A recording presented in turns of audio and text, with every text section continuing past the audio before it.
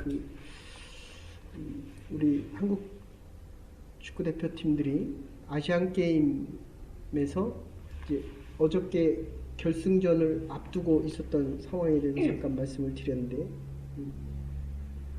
슈틸리케 감독이 그런 표현을 썼습니다. 우승을 위해서 노력하겠다. 제가 속으로 마음이 그랬습니다. 도대체 저렇게 못하는 친구들을 데리고 어떻게 감히 우승을 할 수 있겠다 라고 할 수 있겠느냐.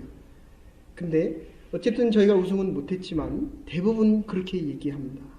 우승보다 값진 결과를 얻었다. 감독은 이제 이렇게 이야기합니다. 한국 축구가 이제 제대로 돌아왔다. 제자리에 돌아왔다. 6개월 만에 이야기입니다.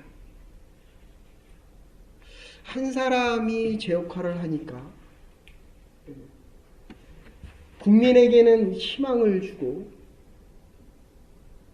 그리고 나도 열심히 하면 대표팀이 될 수 있겠다라는 믿음의 확신과 소망을 갖게 하고, 차두리라고 하는 한 선수가 젊은 사람과 나이 든 사람을 융합시킬 수 있구나. 해야 되는 의무감보다는 축구를 하면서 즐길 수 있는. 그래서 저는 이 찬양을 하면서 참 감사하다, 기쁘다. 저는 다 했으면 좋겠습니다. 이스라엘 공동체는 밥 먹고 가면 아침부터 저녁까지 다 합니다. 하고 싶은 분들은 다 하셨으면 좋겠어요. 그래서 이게 이 예배가 축제의 자리, 이 기쁨이 넘치는, 저는 큰 교회부터 작은 교회까지 다 있었습니다. 우리 작은 교회입니다. 그런데 하나님이 참 기뻐하시겠다. 이 얼마나 큰 축복입니까? 그 웬디스 사장이 그런 이야기 합니다. 5살 때에 아버지가 버리고 갔고 엄마 품에서 크는데 엄마가 세상을 떠납니다. 12살부터 자기가 나가서 돈을 벌었습니다. 사실은 7살부터 벌었습니다. 근데 그가 늘 했던 얘기는 그겁니다. 우리가 이 땅에서 많은 일을 이루는 것보다 더 중요한 것은 사람들은 그거 기억 안 한답니다. 여러분들이 한 일을 사람들이 기억할 것 같지만 일보다는 얼마나 좋은 사람이었는가를 기억한다는 겁니다. 얼마나 사람답게 살았는가, 사람처럼 살았는가. 그리고 그가 했던 이야기는 아무리 어려움이 많아도 정주영 회장처럼 일을 작게 세분하면 그 일을 감당할 수 있었다. 그리고 나는 늘 이 일을 주신 하나님께 감사했다. 나는 그 순간순간마다 하나님을 만났다는 겁니다. 저와 여러분들이 이 자리에서 예배 드릴 때마다 우리의 찬양을 통해서, 기도를 통해서, 말씀을 통해서 하나님을 만나고 하나님의 들려지는 음성 속에서 결단 있게 행하고 그 행위를 통해서 이 기쁨과 감사가 넘쳐날 수 있기를 간절히 바랍니다. 오늘은 이 입이 새롭다는 겁니다. 입이 새롭다. 탈무드에 이런 이야기가 나옵니다. 남편이 아내에게 가장 맛있는 것을 사오십시오. 아내가 소혀를 사왔습니다. 그리고 요리를 해서 먹었습니다.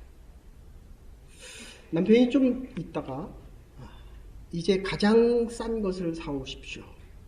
그때 또 소혀를 사왔습니다. 그리고 또 요리해서 먹었습니다. 물어봤습니다. 도대체 왜 가장 맛있는 거를 사오라고 했는데 소혀를 사오더니 가장 싼 것을 사오라고 했는데도 혀를 사왔느냐라고 물어보니까 우리의 입술 하나로 사람을 살리기도 하고 죽이기도 합니다. 남편을 행복하게 만들기도 하고 불행하게 만들기도 한다. 우리 교회 공동체에서 우리의 말 한마디가 그 사람이 믿음의 길을 계속 가게 할 수도 있고 상처를 받고 가던 길을 멈추게 할 수도 있다. 우리의 따뜻한 말 한마디가 세상을 살아갈 만합니다. 오늘은 참 기분이 좋습니다.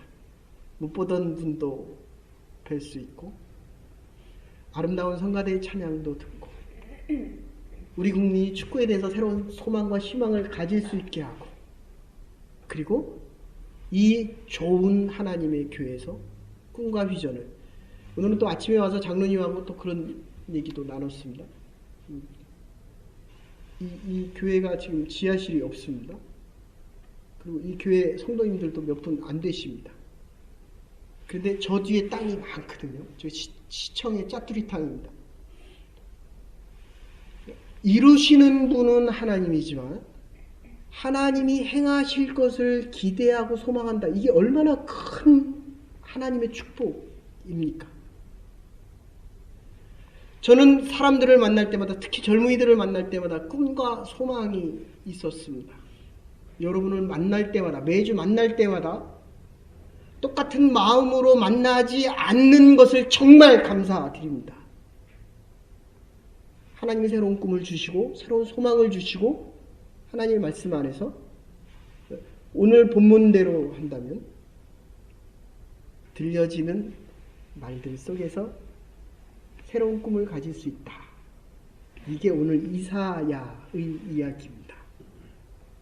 이사야 우시야 왕이라고 하는 오늘 본문에 나오는 왕의 사촌이었습니다. 그런데 이 우시야 왕이 어느 날 갑자기 하나님의 부르심을 받습니다. 여러분들 매일 성전을 드나들었습니다. 저와 여러분들처럼 매주 어떻습니까? 오랜만에 오니까 이 하나님의 전을 오래간만에 찾으니까 감격이 새롭습니까? 아니면 그 전과 똑같습니까? 아니면 오늘 이게 못 오실 분들이 이렇게 오셨습니다. 몸도 많이 아프셨고 또 다른 분들은 정말 어려운 형편에서 왔습니다. 근데 어쨌든 이 이사야가 매일 성전에 들어 왔다 갔다 했는데 베드로와 요한처럼 성전 안에 성문 앞에 있었던 안진뱅이를 보고 그날은 내가 내게 말하노니 일어나 걸어라. 오늘 이날은 유독 특별하게 매일 드나드던 성전인데 하나님께서 이사야를 만나 주십니다. 여러분들 교회 오는 것 정말 중요합니다. 그런데 매일 오실 때마다 하나님을 만날 수 있다는 것 더 큰 축복입니다. 우리는 예배를 드리러 오지만 예배 드리는 가장 중요한 것은 하나님을 만나는 것입니다. 만날 만할 때 여호와 하나님을 만나라. 그런데 어떤 때였습니까? 어려울 때였습니다. 우시야 왕이 죽고 나니까 이웃 나라들이 이제 이스라엘을 호시탐탐 노립니다. 우시야 왕이 살아있을 때 50년의 태평성대를 이룰 때는 이웃 나라들이 감히 침략하지 못했습니다. 우리가 믿음이 강할 때는 세상이 작게 보입니다. 어려운 일 때문에 내가 힘든 것 같지만 내 믿음이 약해진 것입니다. 하나님을 만나야 되는데 하나님을 만나기 위해 살아가는 것이 우리 그리스도인의 삶인데도 불구하고 하나님을 만나지 못합니다. 그런데 하나님은 우리가 새벽 예배 때 창세기를 같이 공부하고 있는데 롯이 떠나고 나니까 아브라함이 그제서야 하나님이 자기의 곁에 있었다는 것을 이제야 깨닫습니다. 어려움을 겪어보니까 그 전에 있었던 이 하나님을 새롭게 만납니다. 그래서 오늘 본문에는 세 가지 형태로 나타나는데, 성전 안에 모든 것이 연기가 자욱하더라. 이거는 예배에 대한 특징입니다. 당시 제물을 태웠습니다. 그리고 우리의 부족한 잘못들을 제물에 손을 얹고 우리의 죄를 전가시킵니다. 그리고 이게 다 타버렸습니다. 문지방이 흔들렸습니다. 내가 살아온 삶의 모습과 기준과 틀과 경험적인 모든 것이 다 무너지는 겁니다. 하나님을 만나면 이게 사람들 사이는 옳고 그름이 잘 구분이 안 됩니다. 사실 살아보면 그 사람이 그 사람입니다. 우리 대통령 새로 뽑아놓고 대통령에 대한 기대가 얼마나 컸습니까? 지지율이 50%, 60% 막 올라갔습니다. 2년 지나고 나니까 막 떨어집니다. 막 떨어지지 말라고 끄집어 잡아당겨도 막 떨어집니다. 그래서 무슨 대변인도 그리고 비서실장도 원하는 사람 다 갖다 썼는데도 불구하고 이 소통이라는 대표적인 이유 때문에, 물론 그 아래는 우리가 알지 못하는 여러 가지 이유가 있습니다. 그러나 말이 안 통한다는 거예요. 말이 통합니까? 남편하고 통합니까? 저하고 통합니까? 그래도 하나님하고는 통해야 된다. 하나님의 말은 들려져야 된다. 제가 말씀을 전하고 있지만 하나님이 이사야를 통해서 하신 이 말씀은 여러분들이 들을 수 있어야 되는데, 오늘 뭐라고 얘기합니까? 내 입술이 부정하다. 내가 부정한 사람들 중에 있다. 그런데 하나님을 만나고 나니까 내 죄가 보여서 나는 죽어져야 되고 나는 멸망할 수밖에 없다. 지금 이렇게 얘기합니다. 화로다 나는 망할 사람이로다. 그런데도 하나님께서 살려주시는 이유가 있다는 거예요. 그전에는 왕의 사촌 정도 돼서 정치적인 지위와 사회적인 위치를 가지고 있었습니다. 그런데 하나님을 만나지 못했습니다. 하나님이 늘 성전에 거하고 계셨음에도 불구하고 하나님을 만나지 못합니다. 참 이상한 거 아닙니까? 아이러니컬한 건 아닙니까? 좀 잘되고 높은 지위에 있고 힘을 쓸 수 있을 때 하나님을 만나면 얼마나 좋겠습니까? 이사야가 얼마나 위대한 선지자입니까? 그런데도 그럴 때에 하나님을 제대로 만나지 못했다. 여러분, 이유는 죄 있는 사람들이 하나님을 만나면 살 수가 없기 때문입니다. 우리가 그렇게 만나고 싶어하는 그 하나님을 만나면 살아있을 수가 없기 때문에 회개, 제사, 제물, 지금 예배, 이거 부족함과 죄됨을 고백하는 자리거든요. 교회와 그리스도인들이 왜 힘을 잃어갑니까? 하나님 앞에 나와 예배 드릴 때 자꾸 의로운 모습으로, 그리고 내가 사회에서 인정받고 이룬 것을 가지고 하나님 앞에 나와서도 인정받고 싶으니까, 어쩌면 이사야의 모습처럼 나오니까 하나님을 만나지를 못합니다. 하나님을 만나고 싶은데 하나님의 음성이 들려지지 않습니다. 여러분, 예배는 보러 나오는 게 아닙니다. 드려지러 나오는 겁니다. 하나님 앞에 한 주 동안 살았던 것을 다 모아서 하나님 앞에 드려서 하나님이 일으켜 세워주실 때 하나님 안에서 새로워짐을 가지고 나가는 겁니다. 그 중에 제일 중요한 게 입입니다. 자주 말씀드리지만 말이 밖으로 나오면 우리가 그 사람의 생각을 알 수 있습니다. 말이 안으로 들어가면 생각입니다. 그 말이 움직여지면 행동입니다. 그래서 말만 하는 사람들이 얼마나 많습니까? 우리 기독교인들에 대해서 얼마나 많은 비판을 받습니까? 말을 많이 하기 때문에.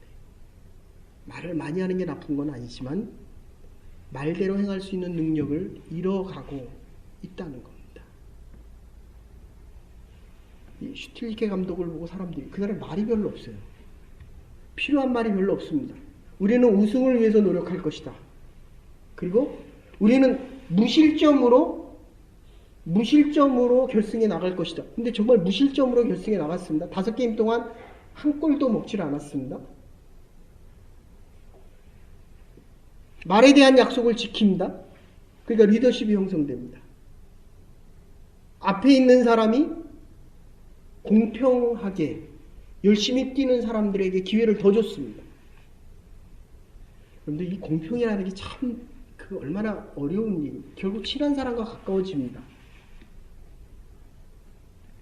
나에게 잘해주는 사람에게 더하게 됩니다. 유순한 말도 내가 좋아하는 사람에게는 부드러운 말이 갑니다. 내가 미워하는 사람에게는 거친 말이 나갑니다. 하긴 높낮이도 없이 그냥 하고 싶은 대로 막말을 하는 사람도 있습니다. 막말이라고 그러죠. 말이 아닌 말을. 그런데 어쨌든 이 말이 부드러워집니다. 그 말을 들으면 마음에 평안이 옵니다. 그 말을 들으면 쉼이 있습니다. 그 말을 들으면 안식이 있습니다. 사랑하는 여러분, 오늘 주의 말씀이 하나님께서 여러분을 찾아와 오셔서 한 그 말씀이 누가 나를 위해서 할고, 이 일을 누가 할고, 여기에 대한 바른 응답이 저와 여러분 가슴과 마음속에 있었으면 좋겠습니다. 얼마나 감사한지 모릅니다. 이게 우리 성도님들이 몇 안 되니까 다 일을 해야 돼요. 성가대라도 다 합니다. 얼마나 감사한지 몰라요. 하나님이 저와 여러분을 다 원하신다. 얼마나 좋습니까? 처음에는 그것만 합니까? 한 사람이 서기도 하고 회개도 하고 주보도 만들고 다 해야 됩니다. 다. 노래도 해야 되고. 그런데 어쨌든 적은 무리지만 오니까 나눠서 할 수 있잖아요. 여러분, 이 하나님의 일이라고 하는 건 하나님의 일입니다. 하면 할수록 사람들은 이익에 따라서 주기도 하고 안 주기도 하지만 하나님은 자기를 향한 자들에게 주고도 또 주고 또 주고 넘치도록 주겠다는 것입니다. 지금 하나님에게 가장 중요한 것은 너의 마음이 나에게 있느냐는 거예요. 지금 저와 여러분의 마음이 지금 어디를 향해 가고 있습니까? 마음이 있는 곳에 우리의 눈이 가는 겁니다. 아담의 마음이 선악과에 가 있기 때문에 하나님처럼 되고 싶은 마음이 있었기 때문에 선악과를 보고 따먹습니다. 우리가 지금 여기서 예배를 드립니다. 우리의 마음이 세상에 있습니까? 여기에 있습니까? 하나님을 향해 가고 있습니까? 우리의 마음이 하나님을 찬양하고 하나님의 기쁨 되는 유순한 말과 부드러운 말, 영성신학에서 하는 얘기입니다. 그 사람의 영성이 뭐냐라고 물어볼 때 영성신학을 한마디로 요약하면 삶입니다. 삶. 그 사람의 영성. 우리는 기도를 잘하고 기도하면 아픈 자가 일어나고 이거는 은사의 한 부분입니다. 온전한 인격, 바울신학에서는 완전한 인격, 성숙한 인격, 조금 더 나가면 함께 있으면, 그래서 이렇게 두 분이 같이 앉아 있는 거 보면 참 마음이 좋습니다. 다 두 분이 같이 있잖아요, 그죠? 오늘 외기러기도 있지만 이렇게 보세요, 다 같이 앉아 있잖아요. 다 하늘나라 가셔도 같이 사실 겁니다. 아멘.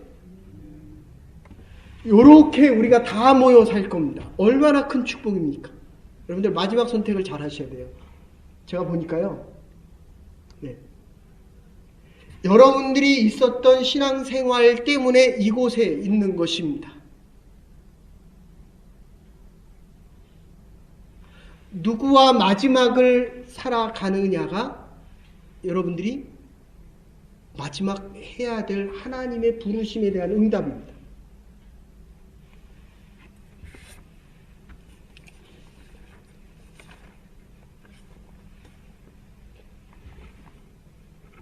호시우보 하는 말이 있습니다. 호랑이가 빨리 보고 천천히 소처럼 걷는 겁니다. 그런데 치타라고 하는 것은 보자마자 뜁니다. 근데 오래 뛰지 못합니다. 심장이 터져버립니다. 우리의 믿음의 경주는 빠른 것보다는 하나님을 향해 온전하게 가는 겁니다. 완전하게 가는 것이 아니라 온전하게 성숙되어져 가는 것입니다. 나에게 1000번의 삶이 주어진다고 해도 이 모든 것을 이 한국을 위해서 내가 바치랴. 루비 캔드릭이 하는 말입니다. 마포구 양화진에 있는 절두사에 있는 묘비에 가면 써 있는 것입니다. 헐버트 박사가 해금 일사로 가서 내가 웨스트민스터 서원에 묻히는 것보다는 한국에 묻히기를 원한다. 선교사로 하나님의 부르심을 받은 사람들이 할 수 있는 것입니다.